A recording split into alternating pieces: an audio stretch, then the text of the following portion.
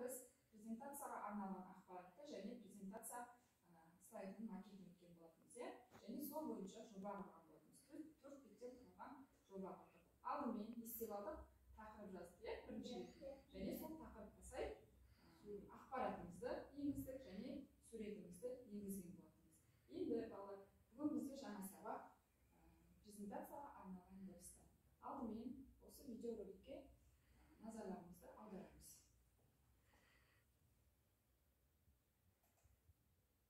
Бүгінгі үйренетіндерім презентацияға дыбыстар тексеру, дыбыстық файлдарды баптау, сандық анимацияны баптау. Презентацияда слайд-шоу жасаған кезде фондық режимде ойнайтындай етіп музыка қосуға болады. Егер сен интернеттегі музыканы пайдалану келсе, алдын ала компьютерге жүктеп аламыз. Енді слайд пайда болған кезде музыканы және басқа дыбыстарды автоматты түрде ойнатуға кейіннен тоқталайық. Ең алдымен PowerPoint бағдарламасын іске қосамыз. Бұл слайд алдыңғы сабақта жасаған презентациямызды жалғастырамыз. Мәтін жолағынан кірістіру, дыбыстарманы таңдап, файлдар батырмасын басамыз. Компьютерден қажетті музыкалық файлды тауып, кірістіру батырмасын басамыз. Слайдта дыбыстық белгіше бөлек дегенде ойнату, бастау батырмасын басамыз.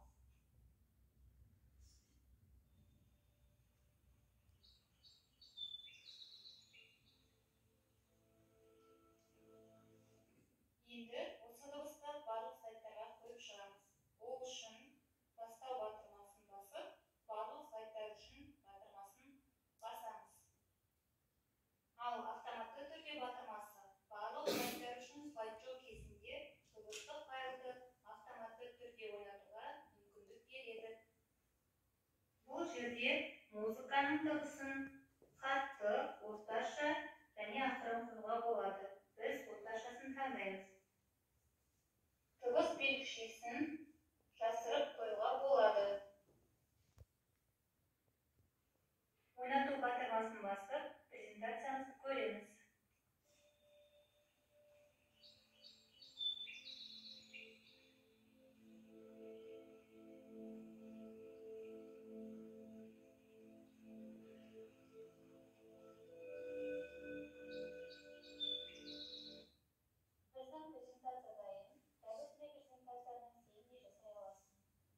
Балалар, аудиофайлды презентацияға қосудың дұрыс реттілігін орнатыңыз. Кәне, кім айтады екен, балалар? Жақсы, Юсуф айта ғой. Осы 4 жауаптан бірінші жауап дұрыс. Кірістіру, дыбыс және файл. Өте жақсы, отыра ғой. Исмайыл бүгінгі презентациядағы дыбыстарды енгізуді үйреніп жатыр.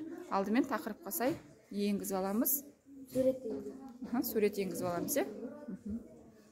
Яғни құстардың суреті және құстардың дыбысын енгізуді үйренеміз.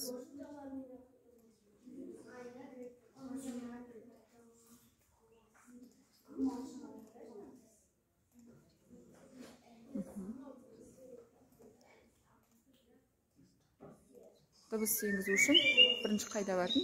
Бірінші Ставкіге бардың, е? Звукке барасың және сол папкіден звугымызды, дыбысымызды, құстарға арналған дыбысымызды таптық, е? Қоса ғой дыбысыңды.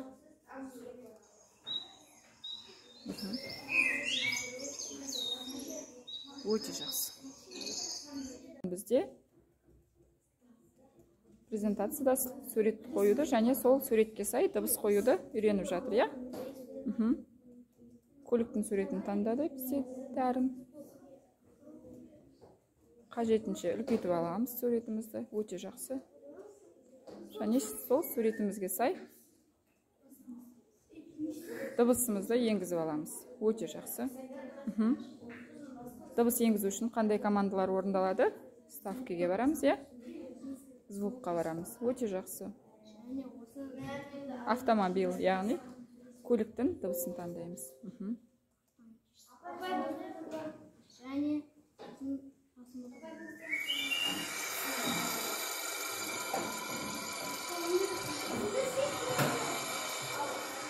Өте жақсы. Сабақтың соңында өз көңіл күйлеріне сәйкес келетін слайдтар осымен біздің сабағымыз аяқталды. Өте жақсы. Сау болыңыздар балалар.